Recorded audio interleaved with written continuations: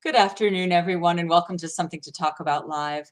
My name is Liz Owen. My pronouns are she and her, and I'm the Director of Communications at PFLAG National. It is great to have you back for another episode of Something to Talk About Live. We've been at it since March of 2020, and here we are again. So without any time wasted, let me bring in my friend and colleague and the host of our show, Jean-Marie Nevada.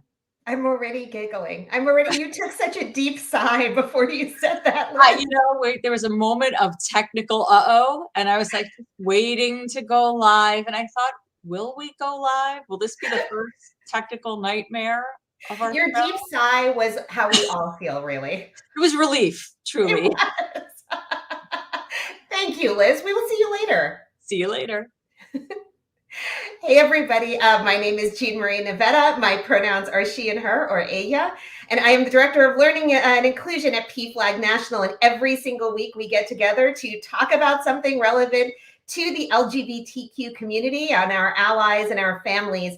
And this week, if you are wondering, can she get enough of LGBTQ history? The answer is no, I absolutely cannot. And we are going to be talking about it again this week because we actually cannot talk about it enough. And the reason we're talking about it is this week there was the premiere on PBS of the film Cured. And if you haven't seen it, you definitely want to see it. And I'm sure after today's interview, you're going to know why. Liz is actually scrolling information on the screen for you right now. So for those of you who like reading the article and reading the questions that we have for this week, you can go to straightforequality.org/discussion series to access that. The article that we're using is from the Washington Blade, and it's entitled Cured Beautifully Chronicles the Fight for Dignity. And today I'm really, really excited about the two guests that we have. And let me tell you about them before we even bring them on. So first we have Bennett Singer, who is a Los Angeles-based filmmaker and the co-director and co-producer of Cured, alongside our friend Patrick Salmon. Bennett's previous credits include Brother Outsider, which is an incredible film about Bayard Rustin, which also, if you haven't seen, you should add to your list immediately.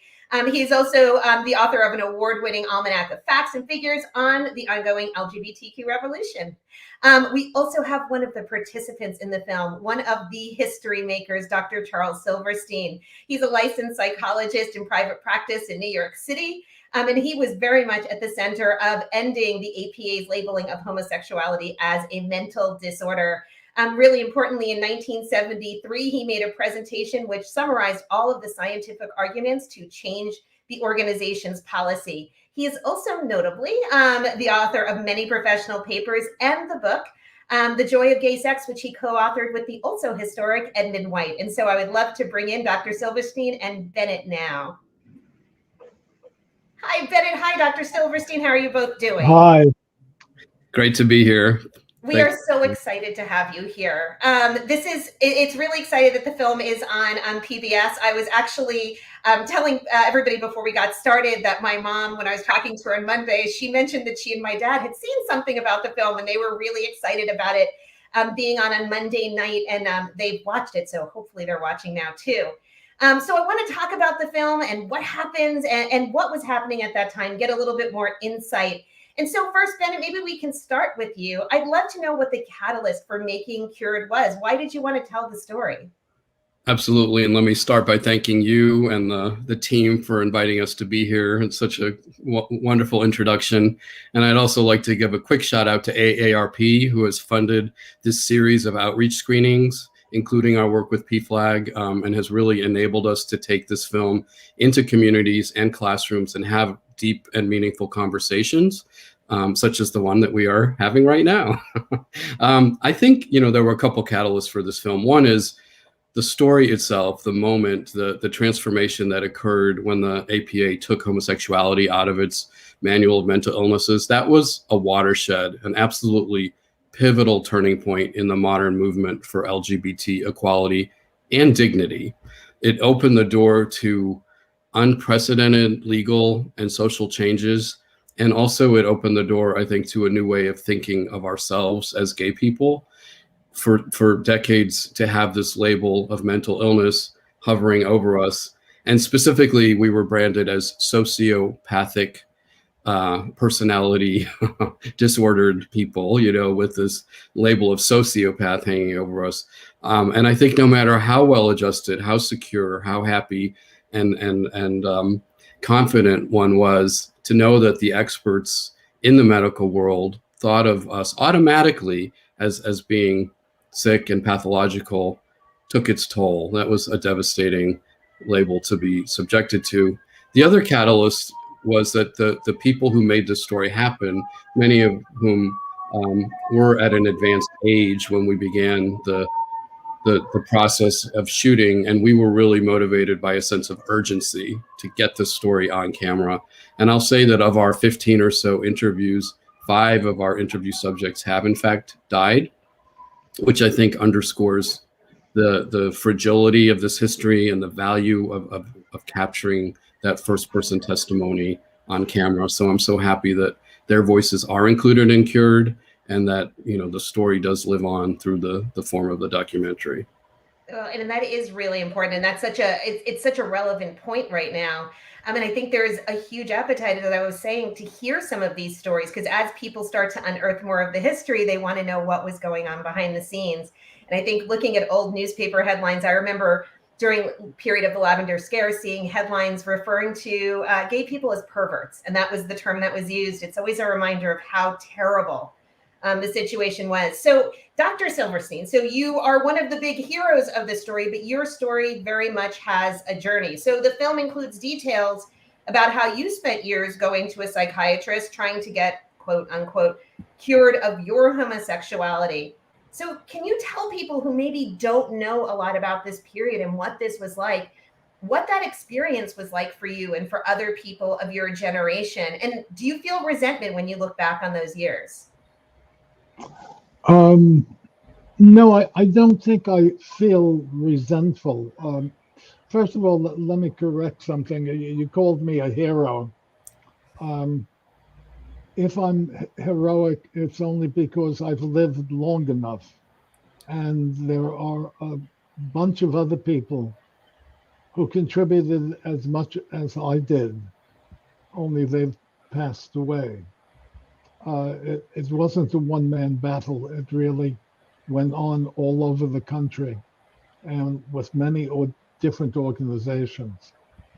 I hung my hat at the Gay Activist Alliance here in New York City, and we were a radical gay organization, meaning we went on demonstrations and we fought for our rights. Before then, I was like a lot of other gay people, ashamed of myself and certain that I was one of those perverts you talked about. I should mention that pervert was only one name. We were also listed as sexual deviants, paraphiliacs. There were many terms used. They couldn't figure out the best term for us, so they had lots of different terms. But all of them said that we were bad people, immoral people.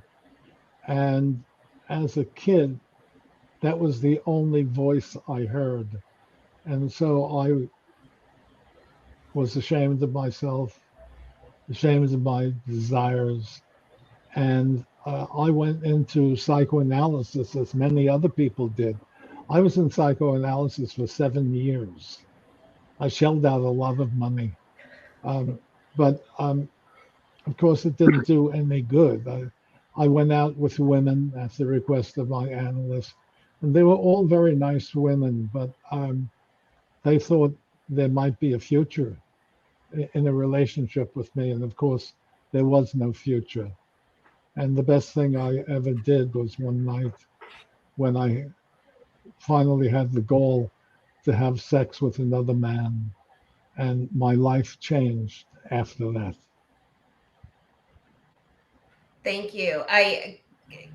There really are so many heroes of this, and I think the more we learn about people's stories, It's really exciting to know all the different roles that people played, because this was a really multifaceted effort. This wasn't just centralized in one place. And so, Bennett, this actually brings me to a question for you about the whole production process for the film. So how long did it take to actually make this film? And I'd love to hear about some of the discoveries you made along the way, because we constantly hear these stories of people unearthing more facts that no one's ever, nobody's talking about right now. So what did you Yes. find? Yeah, I think Bennett started at Methuselah. Every New Year's I would see Dr. Silverstein for about 5 years, and I would say, we are determined to get the darn thing done. There's this little pesky issue of funding and editing and production, but it did take us about 5 years. And on one level, that's absurdly long, but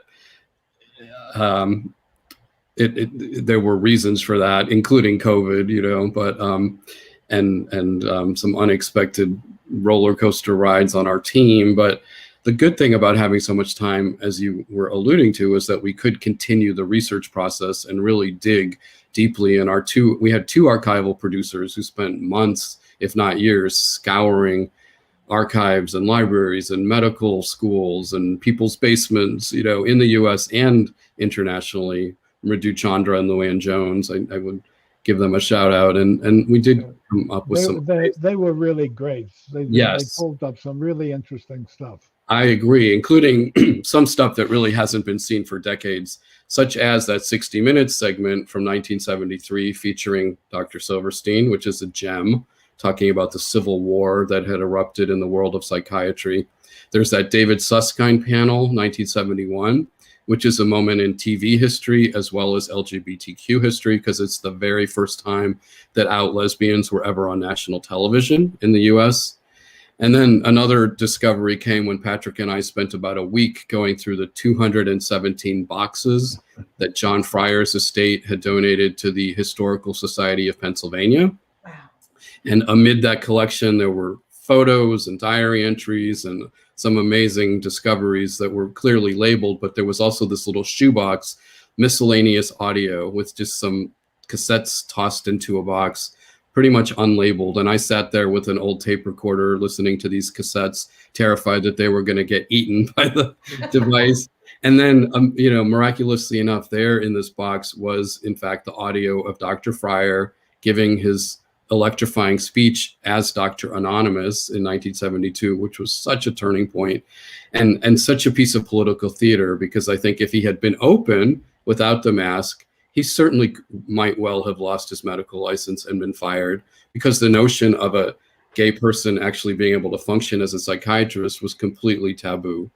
And so he gave that amazing speech as people have compared him to Leatherface, and it was this crazy Richard Nixon distorted mask. But to have that audio in his voice, I think takes that moment to such a deeper level than if it had been revoiced by any actor or any celebrity. And so that was, I think, our most valuable discovery. And apparently the archive itself didn't know what it had in its own collection, which is understandable, I guess, given the voluminous collection and the fact that there really were hundreds and hundreds of boxes. But I feel so grateful that we could actually unearth that and include that moment in the film. I have to tell you, the first time many, many, many, many years ago that I saw a photo of that, of when he was giving that presentation, seeing the mask, it scared me the first time I saw it. I mean, it looked very frightening. And Yes. Then when I figured out what was happening and learned the whole backstory, you have this moment where you just step back, because in current terms, we don't have anything that would be quite like that, where such secrecy is necessary. And it really is unbelievable. And I think this film just added such a dimension to it. So you actually mentioned something that I'm going to jump to a question that I had a little bit for later on, because I think it's worth talking about now. And Dr. Silverstein, this is a question for you. So Bennett just mentioned that interview that you did, the appearance on 60 Minutes in 1973. Now, one of the other pieces of that story is that you had just come out to your mother that very same day. So would you be willing to talk a little bit about how your mom reacted and if she changed her feelings over time? Well, my mother did not know that I was gay. I was living in New York and she was living in Miami Beach. And she came up from for her annual pilgrimage to see her children. And she was arriving at my office the same day the 60 Minutes camera crew was coming in. And what happened is, being the proper Jewish mother, she arrived and declared that she was going to do my laundry. And I did whatever I could to prevent her. But that was hopeless. So she got the clothes in the laundry, and she came down and sat in my office, and I told her that 60 Minutes was coming, and she asked why. And I said, they're doing a program on homosexuality. So she asked, well, why are they coming to interview you? And that's when I told her that I was a homosexual. And just as I said that, the door to my office opened, and the 60 Minutes camera crew walked in with their cameras and their cables and their lights, preventing any further discussion between my mother and I. And later on, she expressed her fury and decided that she would go and stay with my brother in New Jersey, much to his chagrin. You know, and she went there. She came back the next day and met my lover, and they became great friends, the two of them. And she said to me, I know who he is. I see you with him. And she was right. And she would, with lesbian couples that came in, she would try to figure out which one was, in the terminology of those days, which one was butch and which one was femme. And it turned out that she was right. And you said when the 60 Minutes program aired, she was quite proud of her son, the doctor, and spread the word. When she went back to Florida, and I love that. Yeah, she told all of her girlfriends to watch the 60 Minutes program because my son, the doctor, was on.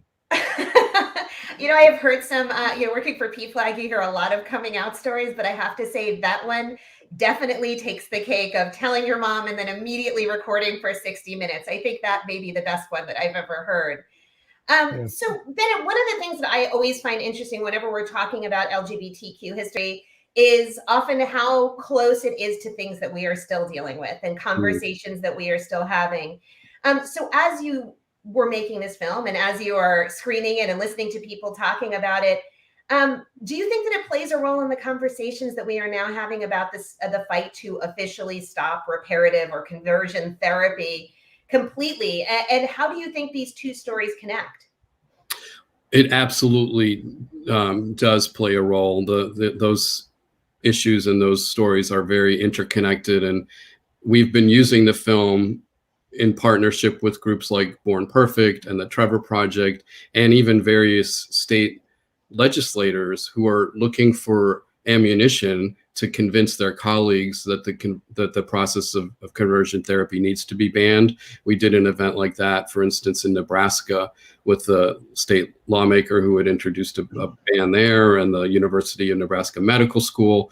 And the film really gives people historical context for the same issue that is being advanced today, this notion that sexual orientation or gender identity needs to be cured or converted or fixed or repaired. What's really heartening, I think, is that 50 years ago, the APA and other medical professionals were saying, yes, this is a good idea and we need to cure people. Now that every major medical institution is on record as saying this is a discredited, harmful, destructive practice that needs to end. And in fact, the head of the APA now is an openly gay psychiatrist who's out there, part of his job is being out there spreading the word about the evils and the perils and the dangers and the risks and the problems of conversion therapy. So that is a major watershed and a transformation. And I think, we know that 20 states have in fact enacted bans to prevent licensed medical professionals from conducting so-called conversion therapy on minors. there is a long way to go. And it's interesting to me that a handful of countries have banned the practice nationally, ranging from Germany to Malta to Taiwan to Ecuador, and what's the fifth one? I think it's Spain. Yes, and New Zealand actually has a bill pending right now with quite a serious piece of legislation that would impose fines of up to 5 years for providers who violate this ban. And so I feel like if they can do it in Ecuador and Malta, in the same way that we went from having state laws about marriage here, and then it became a national policy, my sense is that there is this growing momentum, this growing movement, and it could and should become a national policy where, it's not state by state, it's not this patchwork, but it's rather a national commitment to ending conversion therapy. Oh, I agree. And Dr. Silverstein, I have to ask you, as somebody who obviously has been in this fight for a very, very long time, is it frustrating to you? And what do you think when you see the fact that this is not a resolved issue, that we are still fighting to impose bans on this kind of alleged treatment? Well, let me clarify something. The laws that Bennett are talking about are about licensed professionals, but there's no law preventing unlicensed people from trying to convert kids. And there are still lots of places in the country that will take a kid and try to convert him. And these are usually religious institutions that advertise that we will bring your kid to God, bring him to Jesus. And that's perfectly legal right now. We can argue about whether it should be or not, but that exists. And I think that while there are still states where it's legal for a licensed professional to try to convert a kid, in terms of professional organizations, anyone who tries to do that can be brought up on charges and kicked out.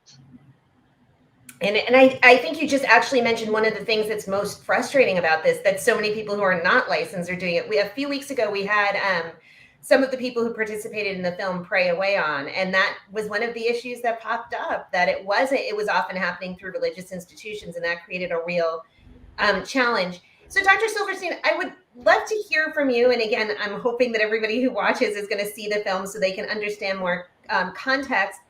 But after the change happened in 1973, once this was removed from the DSM, what was the immediate aftermath? Did you immediately see people starting to change their attitudes, change their behaviors towards this? Or was there still some lag time? Where absolutely. There were demonstrations in the streets.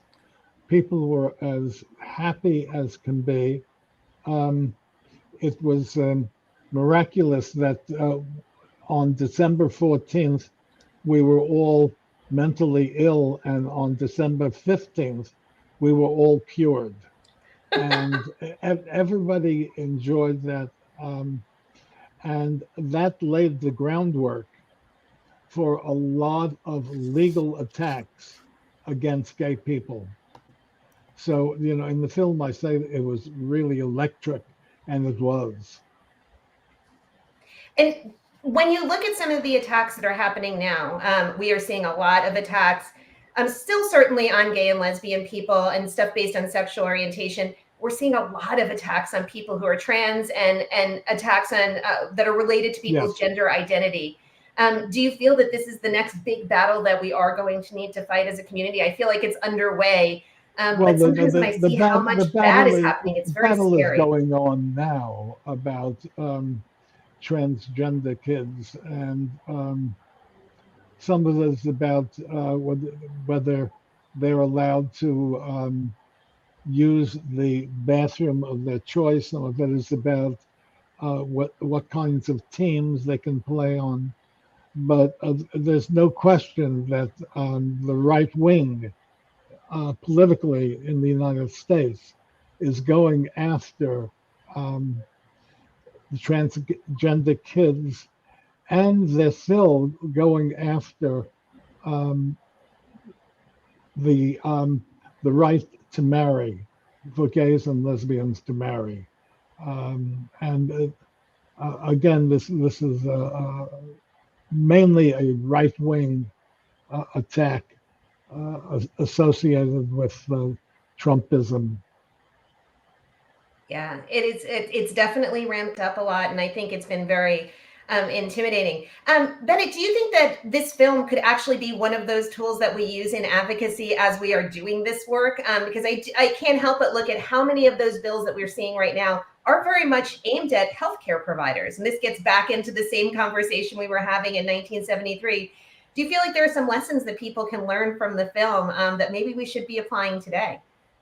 Absolutely. Yeah. I think the film can be and already is being used exactly as you're saying, as a way to bring people together and focus not only on the story from history, but on the lessons that we can take, one of which is the crucial role of allies.